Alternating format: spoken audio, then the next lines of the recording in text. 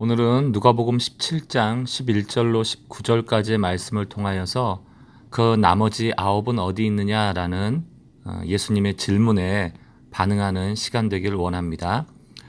감사에 대한 이야기를 좀 하려고 하는데요. 먼저 감사하려면 생각하는 것이 중요합니다.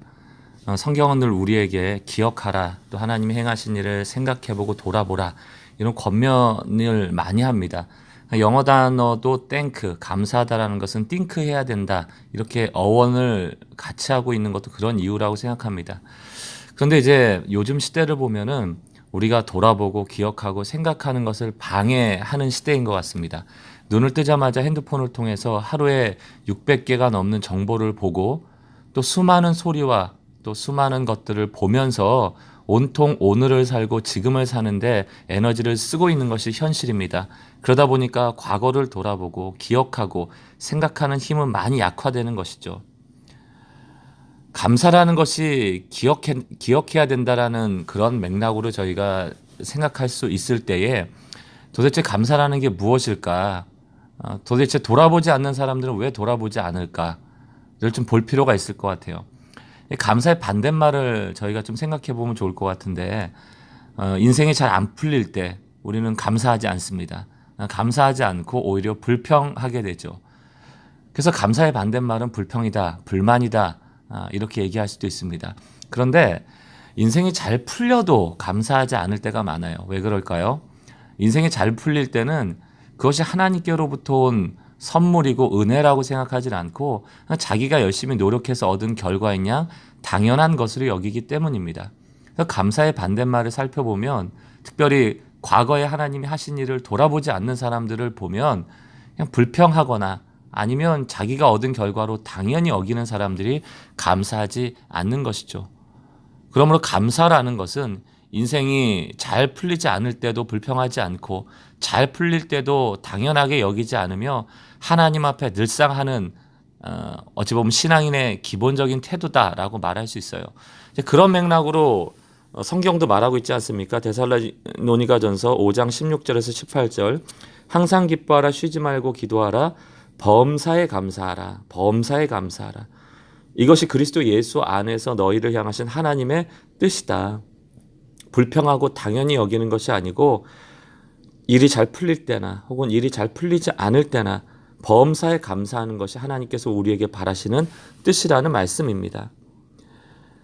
사실 이 세상은 그렇게 공평하지는 않은 것 같아요. 불공평하죠. 그래서 많은 사람들이 불평하면서 하나님은 불공평하시다.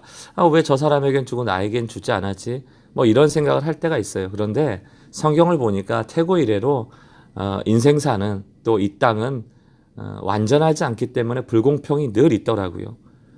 그 구약 시대 제사를 보면 화목제가 나오는데 그 화목제 세 가지 종류를 보면 이렇게 돼 있습니다. 감사제는 감사할 일이 있어서 감사, 서원제는 앞으로 하나님께서 행하실 일을 감사. 근데 마지막 세 번째 감사가 참 독특해요. 낙헌제, free will offering, 자원제라는 뜻입니다. 스스로 의지를 가지고 하나님께 드리는 거예요. 이거는 무작정 감사합니다. 그리 아니하실지라도 감사합니다. 왜 이런 감사제를 하나님께서 우리에게 원하셨을까요? 이 땅이 불공평하기 때문이에요. 우리가 신앙생활 잘한다고 해서 모든 일이 잘 풀리는 게 아니라는 것이죠. 그럴 때라도 하나님께서 나에게 행하신 일들을 기억하면서 그냥 존재 자체로 그냥 하나님 앞에 그리 아니하실지라도 무작정 불공평해 보이는 이 상황 속에서도 감사하면 하나님께서 더 큰 감사로 우리를 인도해 주신다는 그런 메시지 아니겠습니까? 좀 나눠볼 필요가 있어요. 또 스스로 묵상해 볼 필요가 있습니다. 우리는 얼마나 자주 하나님께 받은 은혜에 감사하고 살고 있는지, 혹시 불평하거나 당연한 것으로 여기고 있지는 않는지, 하나님은 불공평하시다라고 생각만 하고 있는 것은 아닌지, 나에게 의지적인 낙헌제는 있는지 나의 삶을 한번 돌아보시면 좋겠습니다. 오늘 문둥병자 이야기가 나와요. 나병 환자들이죠. 세상 이렇게 불공평한 사람이 어디 있어요? 나 보니까 나병 환자예요. 그때 하나님께서 이 나병 환자를 고쳐주면서 우리에게 주시는 세 가지의 메시지가 있습니다. 첫 번째, 모든 때가 기도할 때라는 거예요. 기도하지 않을 때는 없다는 얘기입니다. 그 당시에 예수님께서 예루살렘으로 가실 때라고 누가복음 17장 11절은 말하고 있잖아요. 이것은 예수님이 늘상 지나다녔던 그 길을 얘기하는 것이 아니고 이제 십자가에 달려 돌아가시기 위하여 마지막으로 그 동네를 지나갈 때를 말합니다. 다시는 돌아오지 않을 길입니다.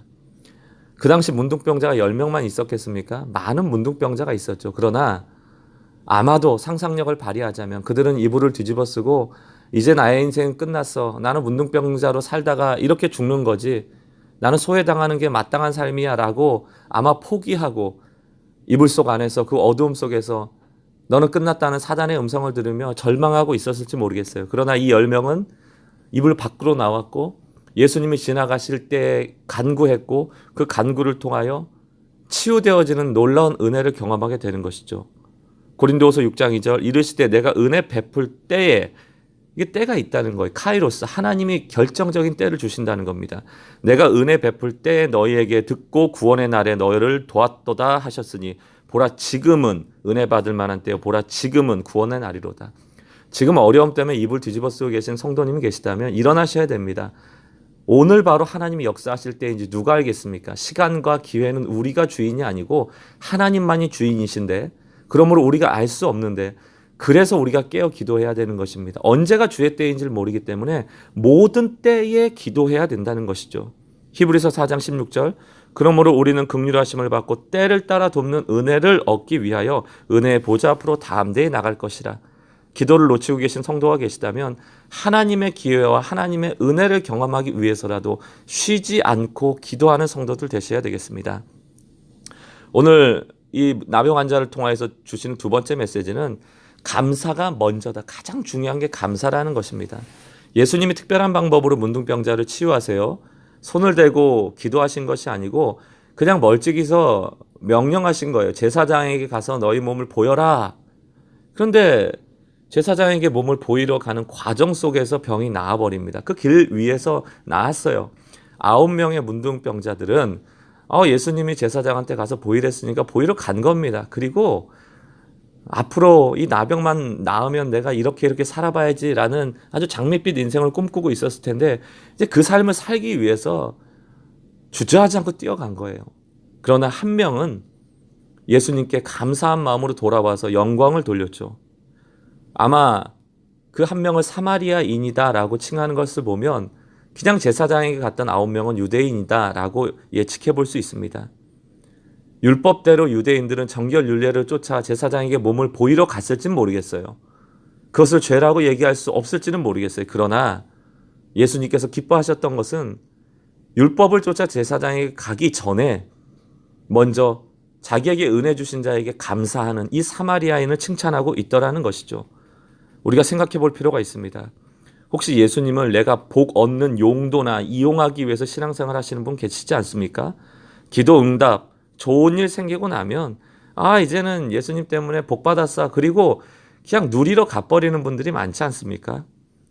그 유대인 9명의 모습이 우리의 모습은 아닐까요? 예수님께서 기뻐하시는 모습은 먼저 감사하라는 것입니다. 감사가 중요하다는 것입니다. 혹시라도 하나님께 받은 은혜가 있다면 다시금 돌이키시고 하나님 앞에 먼저 감사로 나가는 은혜가 있길 바랍니다. 세 번째 메시지는 감사하면 그때 비로소 오는 은혜가 있다는 겁니다. 9명의 문둥병자들은 이제 몸 낳고 세상에서 자유롭게 살아갈 어떤 기회 얻었을지 모르겠어요. 그러나 그 이상의 은혜를 받지를 못합니다. 그러나 사마리아인은 하나님께 감사하러 돌아왔을 때 예수께서 새로운 은혜를 주시는데 누가복음 17장 18절 19절입니다.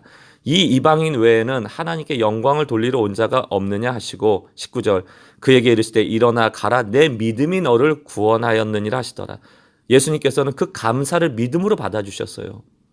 그리고는 그 9명의 문둥병자가 받지 못하였던 영적 구원에 이르게 됩니다. 사랑하는 성도 여러분, 혹시 신앙의 정체기를 맞는 분이 계세요? 뭔가 한 걸음도 지금 진보하지 못하고 있는 분들이 계시다면 감사하지 않았기 때문이지는 않을까 여러분 한번 의심해 보셔야 됩니다. 감사는 이전에 받았던 은혜보다 더 한 걸음 나아가 하나님의 놀라운 은혜를 받는 축복의 통로입니다. 영적인 돌파를 일으킬 수 있는 아주 유일한 길이 하나 있다면 그것은 감사하는 일이에요. 반대로 우리가 신앙의 진보를 이루지 못하고 있다면 그저 내 이기적인 장밋빛 인생으로 예수를 이용하려고만 했지 이미 주신 은혜에 감사하지 않았기 때문인 줄로 알고 다시 한번 나를 돌이키고 하나님 앞에 감사하는 성도들 되시길 바랍니다. 신앙은 예수를 따르는 것이지 예수님이 주실 혜택을 쫓는 게 아니에요. 잘못된 신앙이 되기가 쉽습니다. 신앙은 예수를 따라가는 제자로서의 삶을 말하지 예수님이 나에게 주시는 성공, 물질, 치유 이런 결과와 혜택을 따르는 것과는 다르다는 얘기입니다. 결론을 내리면서 여러분 기도 많이 하십니까? 그러나 감사 없이 기도하면 그 아무 능력이 나타나질 않아요. 빌립보서 4장 6절 아무것도 염려하지 말고 오직 모든 일에 기도와 간구로 너희 구할 것을 감사함으로 아뢰라. 이때 역사가 있죠.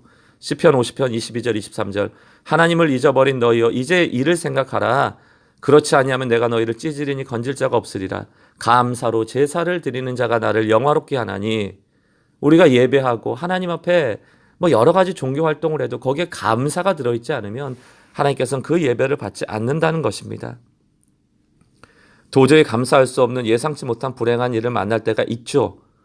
그러나 그것은 우리가 선택한 일이 아니기 때문에 감당할 수 없습니다. 그러나 그때라도 우리가 선택할 수 있는 일을 해야 되는데 그 순간, 그 고난의 순간, 우리가 원치 않았던 고통의 순간 우리가 선택할 수 있는 가장 좋은 선택은 바로 감사하는 일입니다. 감사를 통하여 그 고난을 뛰어넘고 신앙의 진보를 이루는 놀라운 하나님의 백성들 되시길 바랍니다. 한번 묵상하고 또 나눠보시길 바라요. 이미 주신 것엔 감사를, 앞으로 주실 것에는 서원제를, 그리 아니하실지라도 낙헌제를 하나님 앞에 드릴 수 있는 그런 감사가 회복되는 주의 종들 되시길 주의 이름으로 축복합니다.